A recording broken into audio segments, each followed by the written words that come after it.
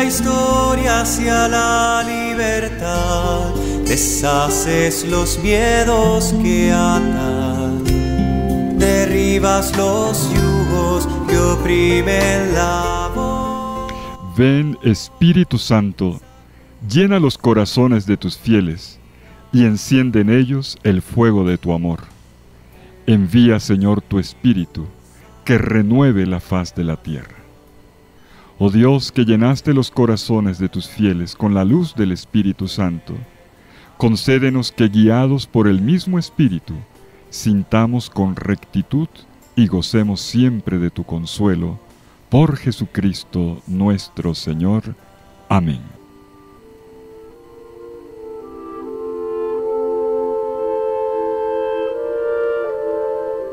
Seguimos con nuestra preparación de la gran fiesta de Pentecostés, una celebración que renueva nuestra esperanza y nos hace proclamar que gracias al poder del Espíritu Santo siempre es posible recomenzar. Y este año hemos elegido hacerlo por los caminos de la palabra, con un estudio bíblico. Ayer nos permitimos comenzar con un aperitivo, la lección divina del Salmo 104. El Espíritu renueva la faz de la tierra. Canta el Salmo 104 en el versículo 30. Renueva la tierra, renueva nuestro corazón.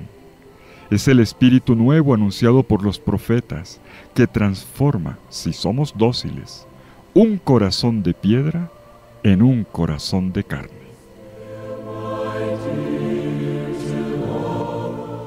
Para estudiar la identidad del Espíritu Santo en la Sagrada Escritura, tenemos varias rutas posibles. Podríamos, por ejemplo, hacer un recorrido tranquilo por los datos de la revelación en el Antiguo y en el Nuevo Testamento. Otra ruta interesante sería observar cómo en la Biblia se multiplican las imágenes para hablar del Espíritu Santo. Es una paradoja que a mí siempre me sorprende. El Espíritu Santo es por excelencia el sin rostro, y al mismo tiempo es uno que para mucha gente se ha convertido en una especie de, entre comillas, ilustre desconocido, como escribió un teólogo del siglo XX. La Escritura multiplica las imágenes para hablarnos de este ilustre desconocido. Habla del Espíritu asociándolo al viento, a la respiración humana, al fuego, al batido de alas de una paloma, a un agua que salta a chorros y que sana, al óleo mesiánico que unge de fragancia y cura.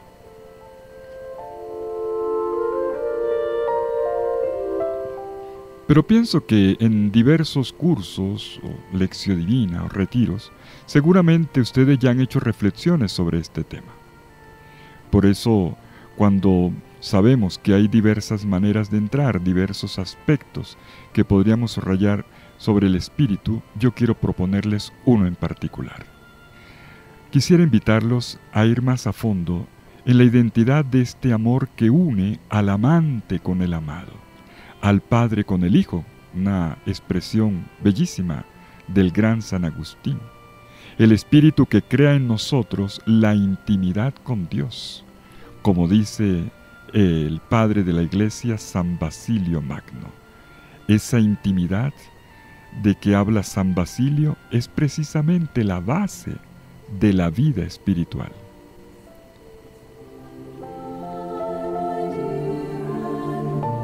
Pues bien, esta vez sin perder de vista estos datos que permanecerán como trasfondo, quisiera centrarme en un enfoque, en un hilo, en una ventana muy especial de la Sagrada Escritura. Un ángulo más preciso que espero pueda ayudarnos en nuestra vida como discípulos del Señor. La pregunta es cómo es que el Espíritu Santo ha obrado en la vida de Jesús. Cómo ha sido su fuerza y su compañía inseparable. Y en consecuencia, ¿cómo puede serlo, entonces, para nosotros de forma concreta?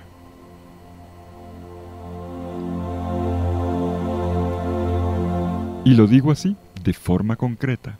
sin caer en consideraciones demasiado difíciles, encumbradas o teológicas.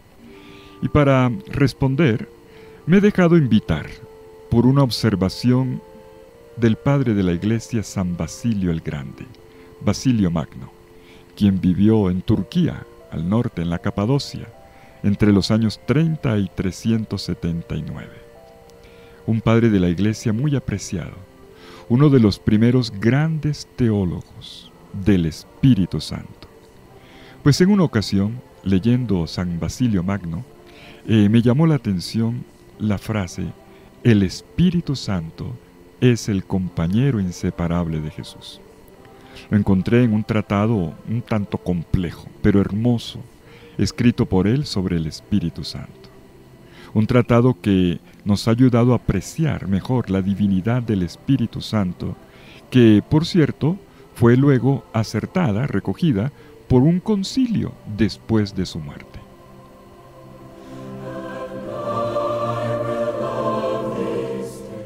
En su obra escribe San Basilio el Grande lo siguiente: el Espíritu Santo ha sido la unción y el compañero inseparable de la carne de Jesús, tal como está escrito: aquel sobre el cual veas descender el Espíritu y habitar en él, este es mi Hijo amado.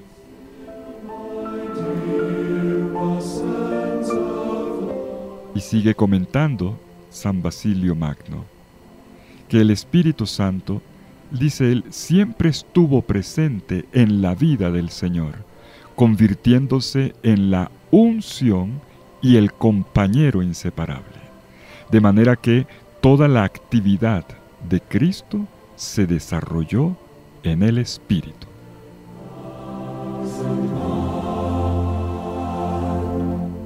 Miren la fuerza que le da la palabra unción y compañero. Y si esto es así, tiene consecuencias para entender la vida de Jesús, tanto la vida de Jesús como la del cristiano.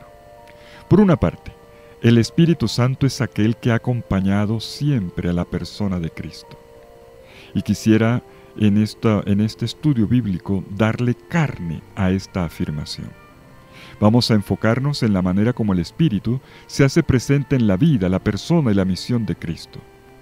Ocurre a veces que caemos en frases que se vuelven de cajón y decimos por aquí y por allá cosas y uno queda, al menos yo, con una cierta insatisfacción, como si fuera algo que se pudiera comer con gusto, pero nos quedamos apenas en el aperitivo.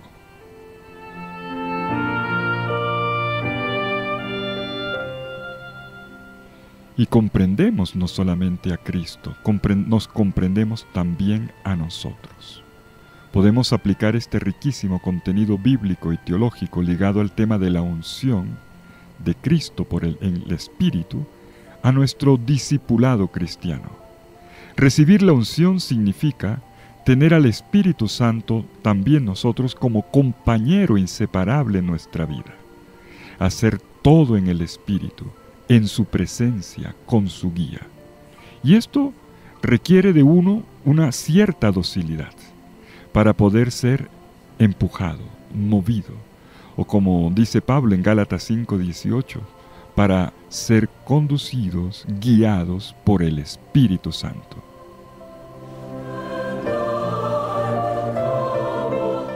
Los invito a tomar algunos textos del Evangelio que nos van a ayudar a comprender algo de esta relación entre el Espíritu Santo y Jesús para captar su acción luego en nuestra vida de discipulado, para seguir a Jesús animados precisamente por su fuerza. Es evidente que al decir esto hay que buscar un camino, una vía maestra. Y los cristianos debemos pasar siempre por el camino que es la vida del hombre Jesús de Nazaret. No importa cuál sea nuestra reflexión, desde la más concreta o carnal hasta la más espiritual, todo debe pasar por Cristo. Captar la relación del Espíritu con Jesús, por eso, para nosotros, es muy importante. Correríamos el riesgo de decir cosas muy abstractas, muy genéricas sobre el Espíritu. Y el Espíritu nunca se puede desligar de la persona de Jesucristo.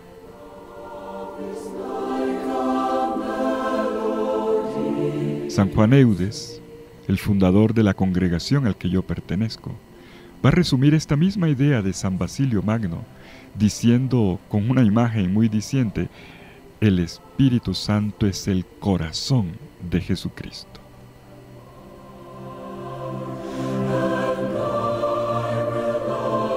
Y acerquémonos primero al texto bíblico que inspiró a San Basilio.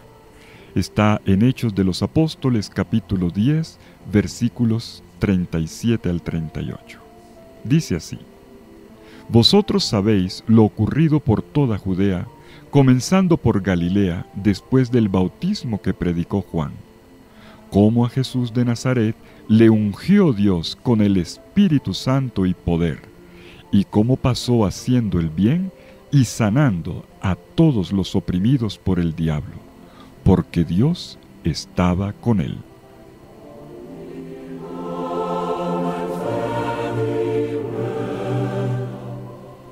Cómo a Jesús de Nazaret le ungió Dios con el Espíritu Santo y poder. Hos echrisen auton joteos neumatihagio kai dinamei, dice el texto griego. Una afirmación de Pedro en su discurso a la iglesia de Jerusalén, donde intenta explicarle a la comunidad por qué bautizó al centurión Cornelio en Cesarea del Mar. Y en su discurso, él destaca la potencia del Espíritu. Dinamis, dice Pedro, la dinamis del Espíritu, la dinamis que vino por esta unción, echrisen. Esa potencia, esa fuerza, fue la que movió a Jesús a hacer siempre el bien. Jesús pasó haciendo el bien porque Dios estaba con él. La finalidad entonces es hacer el bien. Cuando leemos el Evangelio y notamos que el bien que Jesús hace tiene por detrás una fuerza que es el Espíritu Santo, vemos entonces el Evangelio más a fondo. Comprendemos que Jesús era capaz de hacer bien lo que hacía, pero que lo hacía con la unción del Espíritu que le poseía y que lo llevaba a un plus, a algo más en medio de su acción. Él hacía bien todas las cosas, dirá el evangelista Marcos: oír a los sordos, hablar a los mudos. Y al final de este mismo evangelio de Marcos, en el capítulo 16, justo en el final, dirá que hagan estar bien a las personas. Es el mandato misionero. Y esto es lo que la experiencia del Espíritu nos ha regalado. Puesto que en la persona de Jesús todo ha sido movido por el Espíritu y a nosotros se nos ha entregado el Espíritu, no podemos menos que hacer las cosas bien y generar bien en toda acción. Pero ¿cuál bien? Lo propio de Dios, como vamos a ver.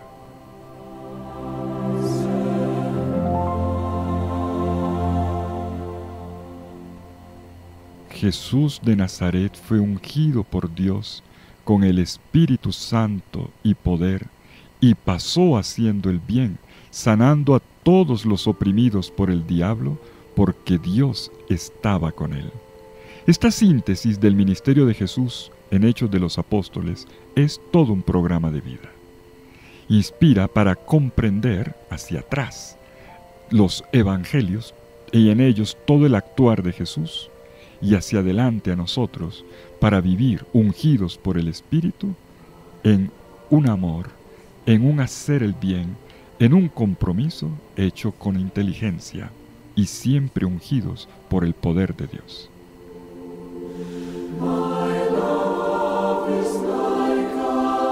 Pues sí, partiendo de este pasaje podríamos leer el Evangelio entero, los 4 además, y hacer notar cómo en todo lo que Jesús hacía estaba presente la acción del Espíritu Santo. No hay una página de los Evangelios que al narrar el ministerio de Jesús, la vida de Jesús, no esté referida a la acción del Espíritu que lo conduce a hacerlo todo.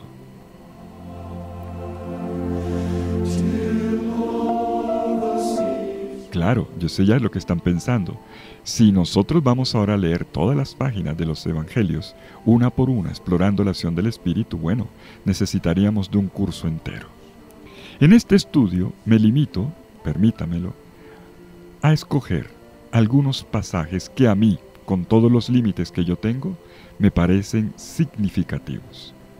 No los escojo como cuando uno hace una lista de mercado, una lista de pasajes bíblicos, sino quiero proponerles un itinerario esencial para ver cómo en la vida de Jesús el Espíritu ha sido la fuerza que lo ha llevado a realizar su misión mesiánica y salvífica, y que nos invita a nosotros a amar como Él ha amado.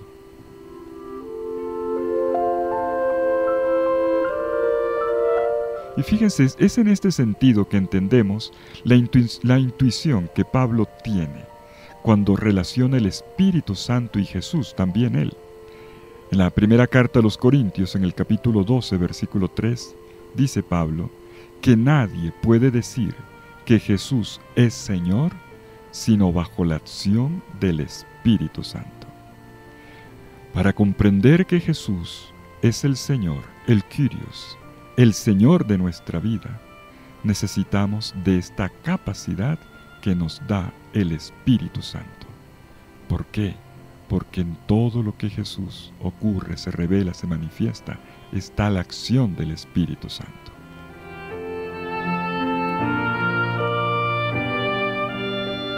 Bueno, y con esta introducción, este panorama mínimo, podemos entonces comenzar ya nuestro recorrido por pasajes que van a aclararnos mejor la presencia del Espíritu en la vida de Jesús. En primer lugar, vamos a abordar ahora enseguida el Espíritu en los orígenes de Jesús, en su concepción, en su crecimiento, en su bautismo y en sus tentaciones. El Espíritu en los orígenes de Jesús.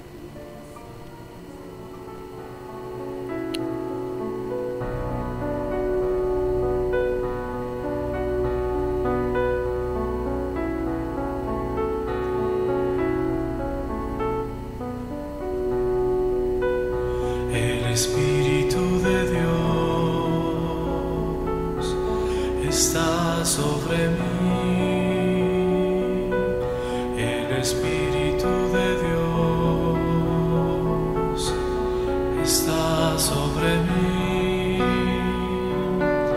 porque Él me ha ungido, Él me ha enviado para dar la buena noticia a los pobres y anunciar a los cautivos la libertad, y anunciar a los cautivos la libertad, y a los ciegos la vista, la libertad al oprimido, y anunciar la salvación del Señor.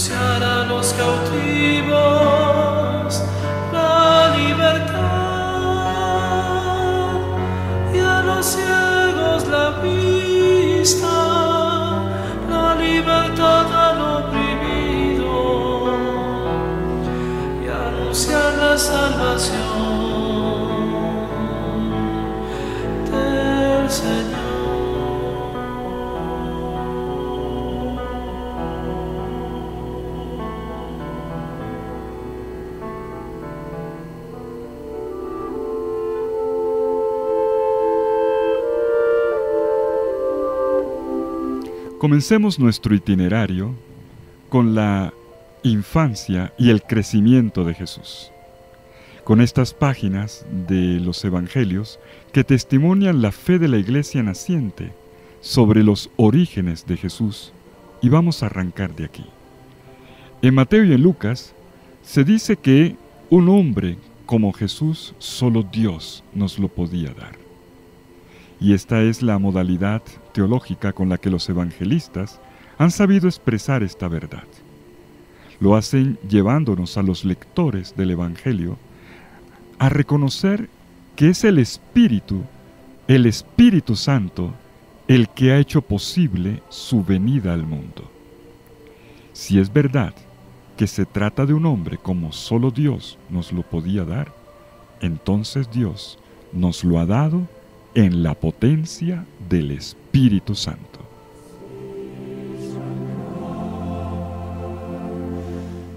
Y es por eso que un evangelista como Mateo comienza su primera afirmación sobre Jesús diciendo que Él fue concebido por la acción del Espíritu Santo. Mateo capítulo 1, versículo 18.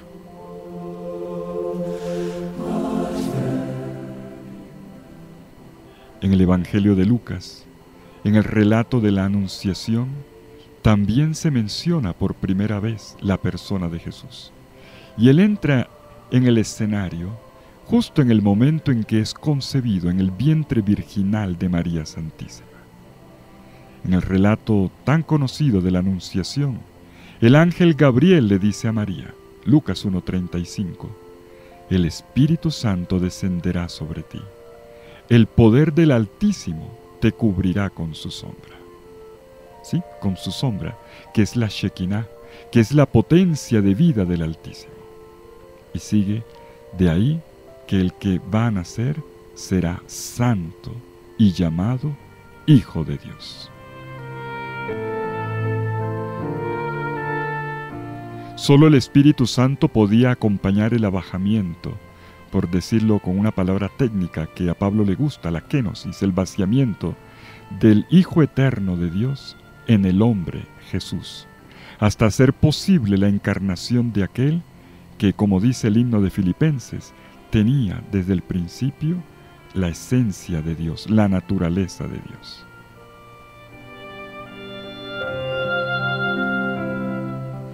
Pablo lo recita en el himno de Filipenses, capítulo 2, versículos 6 al 11, que al comienzo dice, el cual, siendo de condición divina, no reivindicó su derecho a ser tratado igual a Dios, sino que se despojó de sí mismo, tomando la condición de esclavo.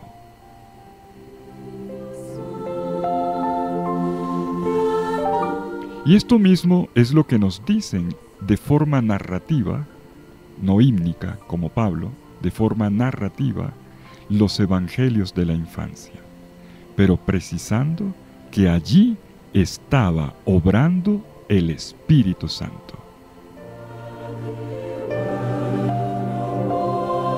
Y entonces ocurre que en la plenitud de los tiempos, este Espíritu que tantas veces y de diversas maneras había fecundado a la esposa de Israel, desciende sobre María, la hija de Sión, como de la misma forma que la Shekinah había descendido sobre el arca de la alianza en el camino del Éxodo. Éxodo capítulo 40, versículo 34. Y entonces la nube descendió sobre la tienda del encuentro, y la llenó de la gloria de Dios.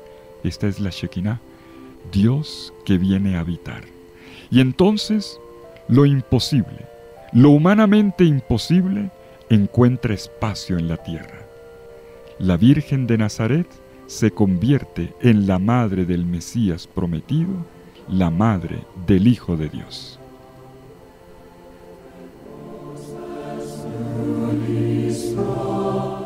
Y quien anuncia este acontecimiento es Dios mismo, es una voz celestial, un ángel.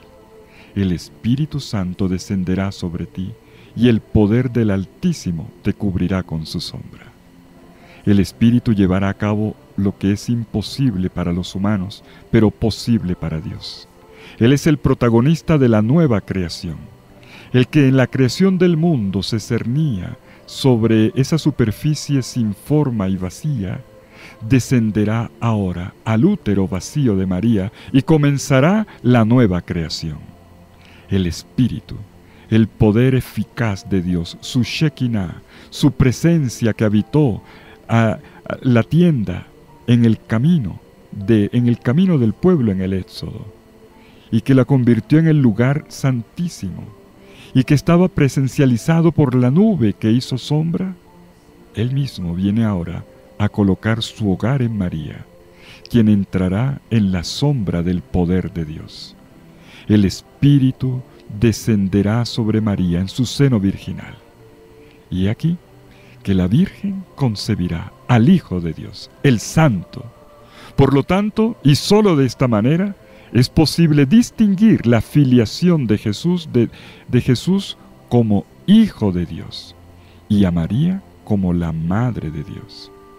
De este Hijo, la Madre de este Hijo que solo Dios podía dar a la humanidad, porque es engendrado en la potencia del Espíritu Santo.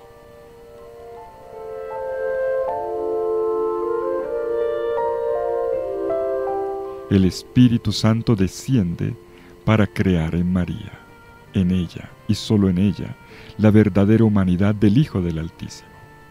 Es el milagro que transforma todo en Dios y el universo llamado por Él a la existencia. No hay un misterio más grande que este. Es el misterio del cual todos los demás misterios reciben la verdad, la luz, la gracia, la transformación, la realización, la plenitud de la vida. Sin este misterio, el mal y la muerte habrían reinado para siempre. Dios, el celeste, se ha hecho terrestre. Dios, el terreno, el eterno, se ha hecho mortal. Dios, el omnipotente, se ha hecho débil. Dios, el 3 veces santo, se ha hecho Emmanuel, Dios con nosotros. Dios, que es Dios, se ha hecho hombre.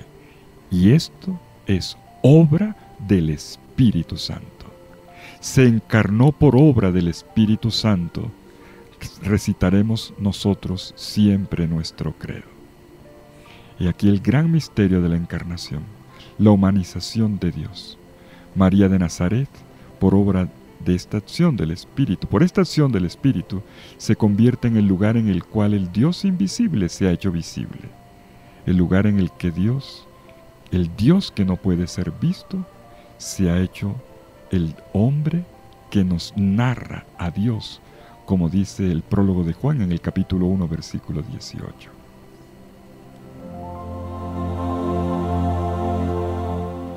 Luego Jesús crece, y en su crecimiento es acompañado por la potencia y el cuidado del Espíritu Santo. Podemos verlo en Lucas, capítulo 2, versículo 40, donde el narrador dice: el niño crecía, se fortalecía y se iba llenando de sabiduría, y la gracia de Dios estaba sobre él. Miren, cuando en el Nuevo Testamento escuchamos hablar de gracia, en griego charis, uno tiene siempre que entender que se trata de una referencia a Dios. Y esta gracia, esta presencia de Dios no es otra cosa que el Espíritu Santo. El Espíritu corresponde a la gracia de Dios. Espíritu que puede cambiar la vida, que puede cumplir lo que para nosotros sería imposible. Por lo tanto, Jesús crece levantado, nutrido por la potencia del Espíritu Santo. Este Espíritu lo va a acompañar en los años oscuros de su infancia y de su adolescencia, en todo su proceso de formación. El Espíritu Santo, de alguna manera, velaba sobre él y lo sostenía. Es lo que la frase de Lucas intenta decirnos: y la gracia de Dios estaba sobre él.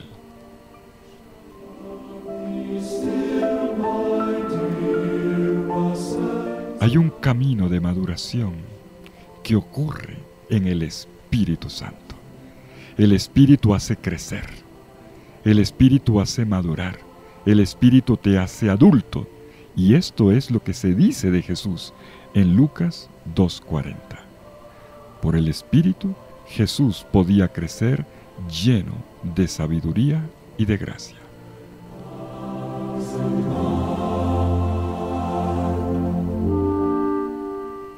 Y aquí que llegamos ahora a un punto crucial. Dando un salto en algunas décadas en la vida de Jesús, lo encontramos ya adulto, un hombre maduro, y vemos cómo el Espíritu Santo se vuelve a manifestar. Lucas, el evangelista Lucas, tiene una espléndida afirmación en el capítulo 3, versículo 23, donde dice que cuando Jesús comenzó su ministerio, tenía aproximadamente unos 30 años.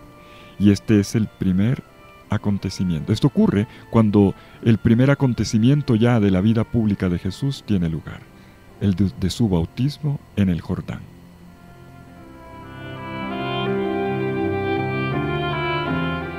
Los evangelios nos dicen que Jesús se pone en la fila de los pecadores y que sin tener pecado se deja sumergir por Juan junto con los demás pecadores en las aguas del Jordán. Pero aquí viene la novedad con Jesús. Cuando Él sale del agua, Él asiste a una preciosa, una maravillosa teofanía.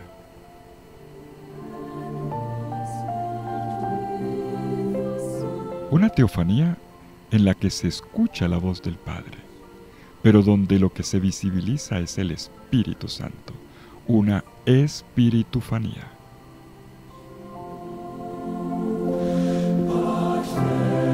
Podemos verlo, si les parece, en la versión de Marcos. Marcos capítulo 1, versículos 10 al 11. Jesús vio que los cielos se rasgaban y que el Espíritu en forma de paloma bajaba sobre él. Entonces se oyó una voz del cielo: Tú eres mi Hijo amado, en ti me complazco.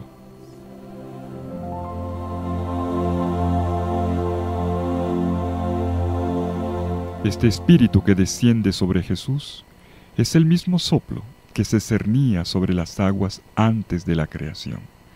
Lo comentábamos ayer en nuestra lectura del Salmo 104. Lo hemos evocado una vez más en la concepción virginal de Jesús en el seno de María. Y es evidente que ahora, cuando se retoma la imagen, es evidente la conexión que se hace con los evangelios.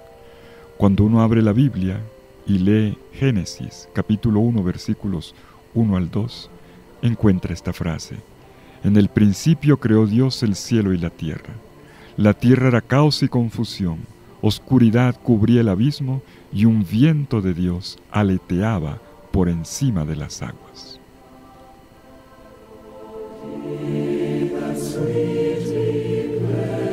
Pues les cuento que hay una versión en lengua siríaca muy antigua que hace de este texto del Génesis una relectura, una paráfrasis, en la que dice que el Espíritu empollaba sobre las aguas como una gallina que cubre los huevos para hacer nacer los pollitos. El Espíritu aleteaba sobre las aguas. El aletear se puede entender como un huracán, como una tromba marina, o como se va a ver después en el segundo libro de los Reyes, en el capítulo 2, como aquel viento que arrebató al profeta Elías, dejándolo en algún monte o en algún valle. Que el Espíritu cumpla una función creadora no se afirmará propiamente en la Biblia hasta el Salmo 104, versículo 30. Por eso lo leímos ayer. El punto es que aquí Dios aparece como ruaj, como viento, como soplo. El Espíritu es una palabra que dice vida. Desde el primer aliento de Dios que encendió la misteriosa llama de la vida en el pétalo de arcilla que es Adán. Incluso después de flotar sobre el agua, encobando el origen de la vida, como lo acabamos de ver, el Espíritu que lleva el título de santo, y santo significa básicamente de Dios, Dios. El Espíritu Santo bajó. Podríamos traducir, la vida de Dios bajó sobre Jesús. Aliento que revive la llama muerta, profundo aliento del ser, aliento de los manantiales.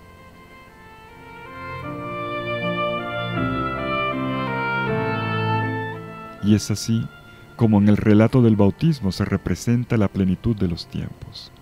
Justo en el momento en el que Jesús se encuentra en medio de los pecadores que quieren hacer un camino de renovación de vida. O como dice el evangelista Lucas, justo en el momento en el que Jesús está en oración, una intensa oración.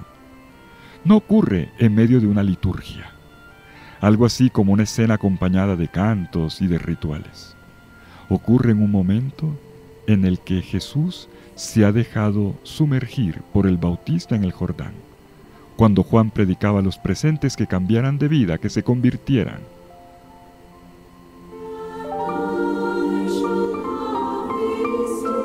Aquí tenemos una alusión, para que veamos cómo la tradición bíblica ha interpretado la acción del Espíritu Santo.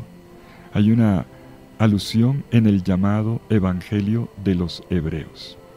Y ustedes van a decir, ¿y eso dónde está? No está en la Biblia. En los orígenes del cristianismo, hubo textos que se escribieron para la meditación espiritual y escriturística de los cristianos. Algunos fueron compuestos en hebreo, la lengua de en arameo, la lengua de Jesús y de los primeros discípulos. El problema fue que la Iglesia no reconoció estos textos. No los reconoció, y con sobradas razones, como inspirados por el Espíritu, y por eso los dejó de lado.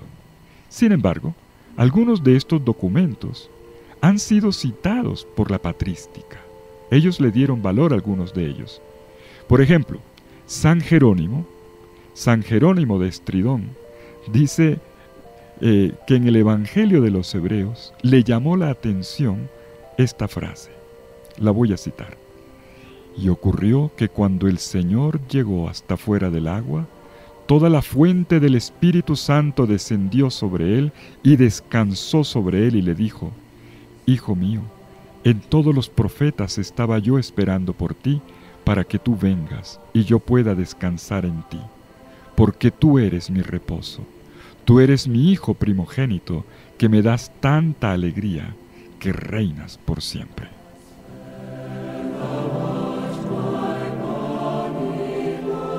Pues esta cita de un evangelio apócrifo, no canónico, no se leerá nunca en la liturgia, pero que el padre de la iglesia San Jerónimo cita en su comentario de Isaías, en el capítulo 4, nos muestra una idea que tenían ya en los tiempos de los padres de la iglesia sobre el Espíritu.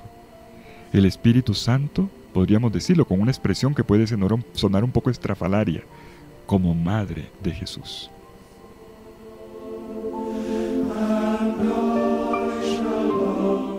Y claro, la expresión hay que matizarla para que no se entienda mal.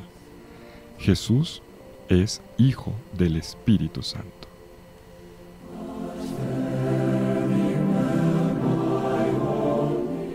Y sin solución de continuidad, es decir, de corrido, el evangelista Marcos deja ver inmediatamente, como complemento de esta experiencia de Jesús en el bautismo, que el Espíritu Santo lo impulsó al desierto.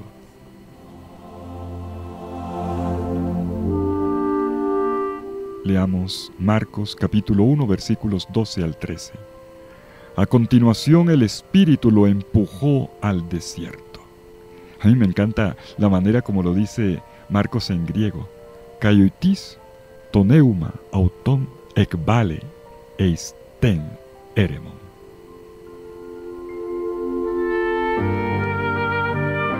Ya les voy a decir enseguida por qué lo cito en griego. Y lo empujó al desierto y permaneció allí 40 días, siendo tentado por Satanás. Y estaba entre los animales del campo, y los ángeles le servían.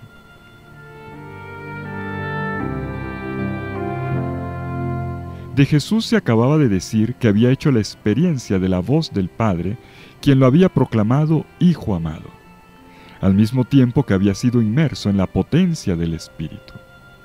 Y cuando uno lee esto, espontáneamente uno tiende a deducir, uno que imagina cosas, que desde este momento se va a abrir un camino de triunfo espiritual, de potencia y de afirmación de Jesús a los ojos de todo el mundo.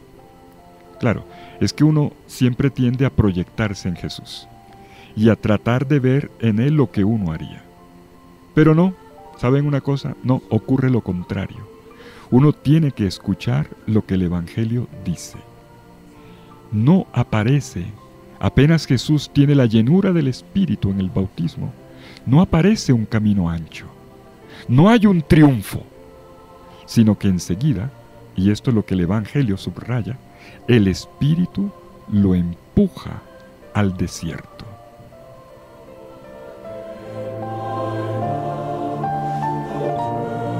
Literalmente lo arrojó, casi lo expulsó al desierto. Y aquí tenemos un verbo durísimo, por eso lo leí en griego. Ekbalein, ekbalo en griego, significa en primer lugar, su primera entrada significa, su primera connotación es expulsar. Por eso es el verbo que los evangelios utilizan, sobre todo Marcos, en los relatos de exorcismos. Jesús expulsa, ekbalo, a los demonios y sana a la gente. Y es curioso que la primera vez que aparece este verbo, ekbalo, tiene un sentido positivo. No puede tener sino un sentido positivo en este caso. El Espíritu empuja con fuerza a Jesús en el desierto.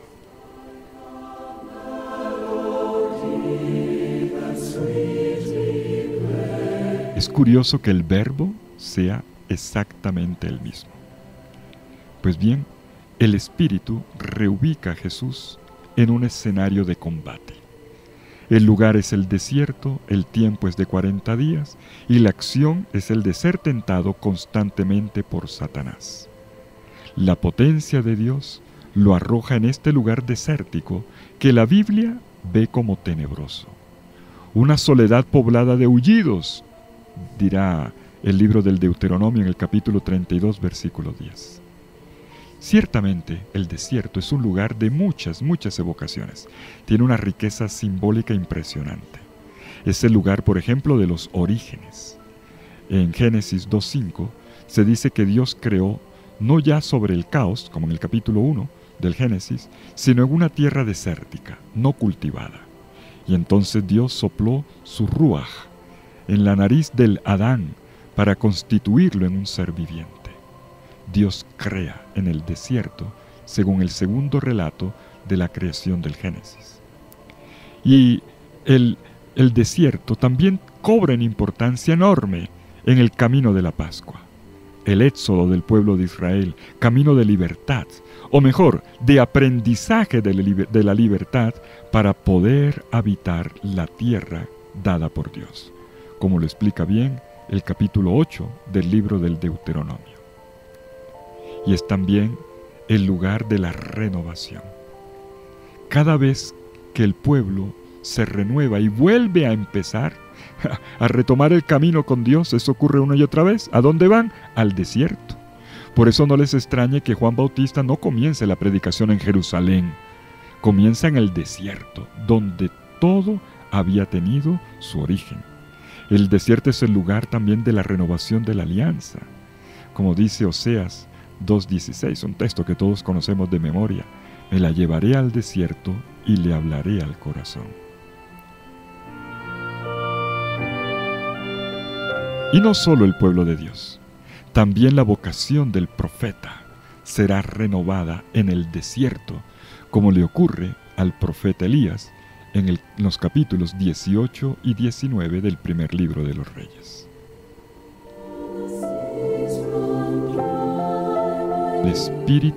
El Espíritu empuja, ekbalo, empuja a Jesús a este desierto. El número 40 evoca tanto el Éxodo como el tiempo en que Elías fue al desierto a renovar su vocación, o también el tiempo que Moisés pasó en el monte aguardando el don de la Torá. Pero bueno, hay algo más. Se trata de un lugar, tenemos un tiempo de combate. Y este es el detalle ahora que nos lleva a ser más específica nuestra lectura. Un combate. ¿Por qué el Espíritu Santo empuja a Jesús al desierto? Vaya pregunta. ¿Por qué el Espíritu empuja a Jesús al desierto? Porque la vocación del Hijo de Dios es la de ser sumergido, inmerso en lo humano. De la inmersión en el Espíritu de Dios pasamos por la misma acción de Él a la inmersión en la condición humana.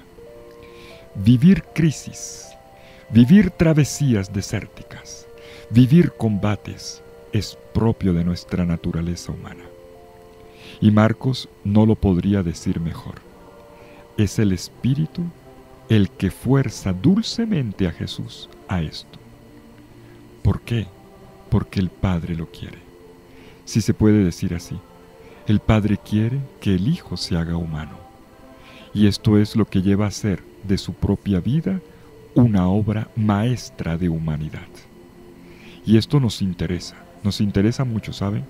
Porque también nosotros experimentamos aquí la vida de Dios en cuanto seres humanos, como hombres y mujeres, no como cielos místicos.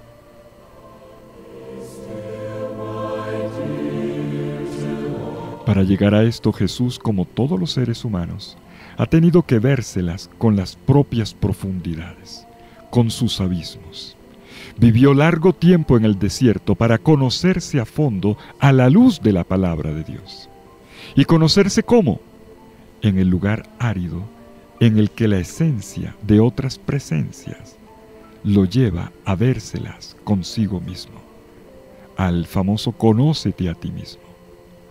Jesús se confronta con lo que emerge de lo profundo de su corazón. Marcos nos lo dice de una forma sencillísima, con un relato abreviado. El Espíritu lo empujó al desierto y allí permaneció 40 días siendo tentado constantemente por Satanás.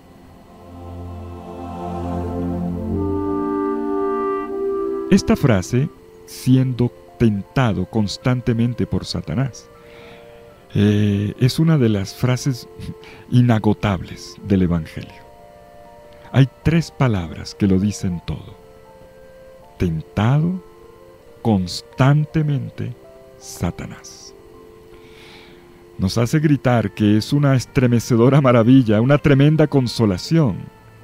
Jesús es tentado como nosotros y en todo tipo de cosas, va a decir luego la carta a los Hebreos. Tentado en todo de la misma manera que nosotros. Hebreos 4:15. Tentado en todo de la misma manera que nosotros, pero sin cometer pecado. Claro, lo aclara la carta, lo aclara bien. Como nosotros en todo, como una forma de entrar en lo humano.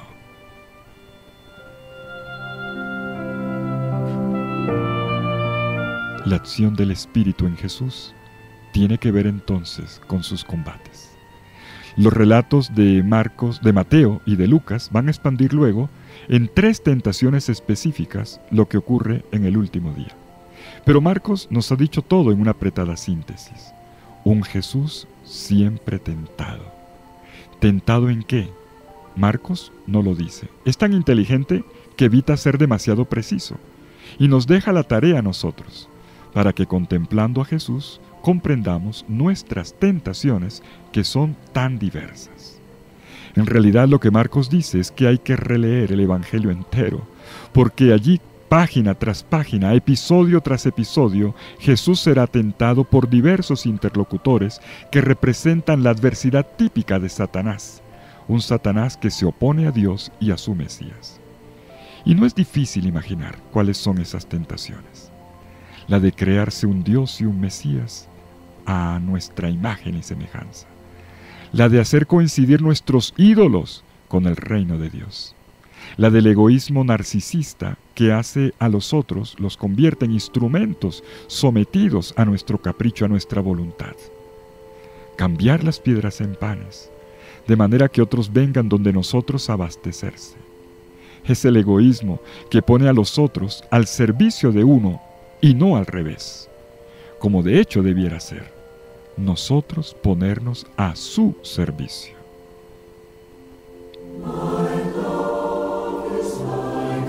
Esta es la inmersión en lo humano, la tentación constante, reiterada. Y lo digo con dos palabras espléndidas, muy apreciadas en el mundo monástico, corticas, pero si ustedes las meditan y las llevan dentro de ustedes, créame, les van a encontrar sentido y les van a ser muy útiles en el momento oportuno. Una primera palabra viene de San Antonio, el padre del monacato, quien en uno de sus dichos, de sus apotegmas, dice esta frase: quita la tentación y ninguno será salvado. ¡Wow! Quita la tentación y ninguno será salvado.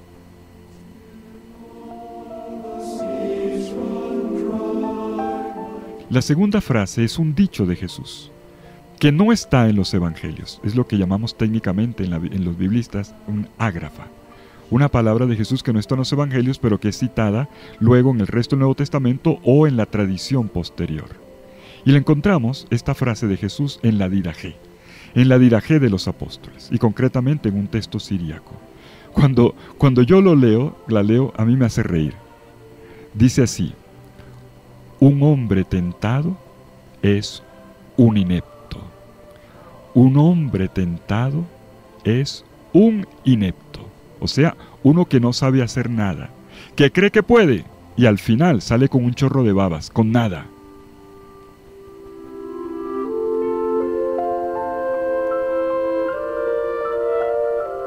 ¿Y por qué esto? Porque es solo en las tentaciones, en las pruebas, que uno se conoce de verdad. También Jesús fue constantemente tentado y eso lo hace nuestro hermano. Y podríamos decir, como Jesús, también nosotros. Y viceversa, como nosotros, también Jesús. Jesús será tentado a lo largo de su vida terrena hasta la cruz. Basta ver cómo lo hace más claramente Lucas. Cómo las 3 tentaciones iniciales del capítulo 4 de Lucas se retoman en el capítulo 23, como en un paralelo, donde ahora el lugar de Satanás lo ocupan diversas personas que agreden al crucificado. Si eres verdaderamente hijo de Dios, si eres Mesías, si eres Rey, bájate de la cruz.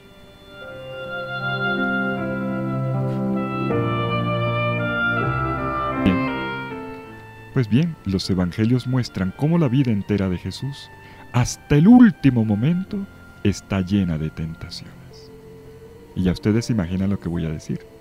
Si la vida entera está llena de tentaciones, ¿quién creen ustedes que lo está soportando? El Espíritu. Volvamos al relato de Marcos, en el capítulo 1, versículo 13. Me falta una frasecita ahí. Ahí se agregó que estaba entre los animales del campo y los ángeles le servían. Miren qué maravilla, en medio de bestias y de ángeles. Vemos una comunión entre cielo y tierra, entre lo más bajo y lo más alto. Y todo esto pagando el precio de su vaciamiento divino para ser totalmente humano. No hay nada que sea más espiritual que esta humanidad. Y es a esto a lo que lo empuja, vuelvo con el verbo, empuja el Espíritu Santo, a esta humanidad combativa. Una vida en la que hay lucha, y se lucha con la potencia del Espíritu.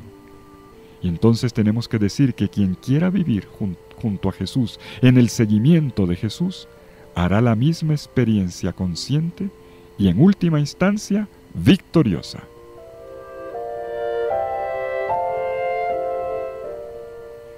Uno tiene que aprender entonces a ponerle atención a esta voz del Espíritu.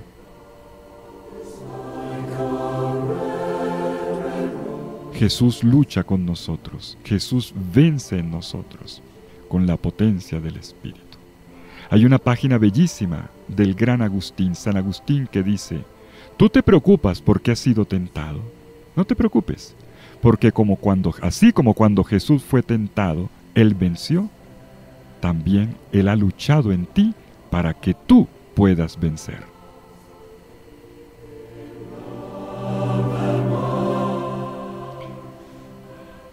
Nosotros podemos ser vencidos y convencidos por su inolvidable vida humana, su hacer bien cada cosa.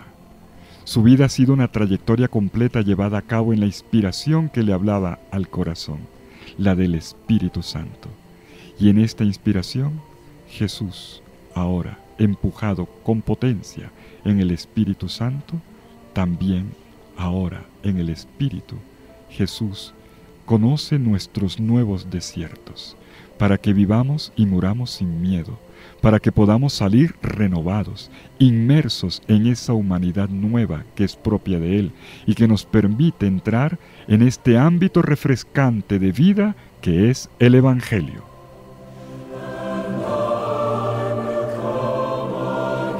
Este es el Espíritu, quien es potencia de amor de Dios. Y cuando digo que el Espíritu es potencia de amor de Dios, no aludo a sentimientos. Es cierto que Jesús debió percibir al Espíritu como fuerza que lo unía de forma única e irrepetible al Padre Dios. Pero esta fuerza lo impulsaba a vivir el amor, a manifestar en acciones y palabras esa voluntad de amor, de proximidad y de cuidado que el Padre había puesto en él y que Jesús sabía reconocer, integrar y ejercitar. Sentía esa potencia del Espíritu en él como una fuerza para vivir y vivir en el fatigoso arte del amor. Y así, bautismo y tentaciones, donde hay un protagonismo del Espíritu, comienza la vida pública de Jesús. Tema de mañana, vamos a profundizarlo. A partir de aquí ya podemos delinear cómo se da la comunión cotidiana entre Jesús y el Espíritu Santo. Y para esto nos va a ayudar, sobre todo, mañana, el Evangelio de Lucas, quien se fijó como ningún otro en este punto. Lo veremos en la próxima lección, mañana a esta misma hora.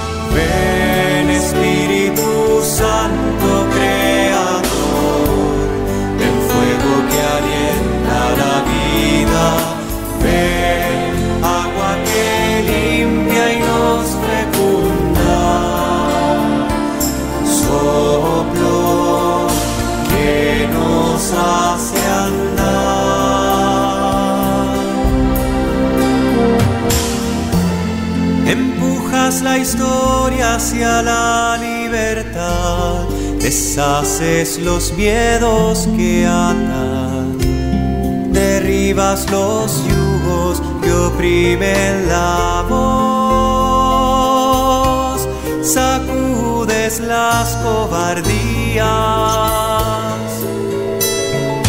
Ven Espíritu Santo Creador, el fuego que alienta la vida, ven, agua que limpia y nos fecunda, soplo que nos hace andar. Más dentro de mí que yo mismo, me habitas Espíritu de amor. Me mueves por dentro, me lanzas a amar, me llenas de gracia y ternura. Ven Espíritu Santo Creador, el fuego que alienta la vida. Ven, agua que limpia y nos fecunda,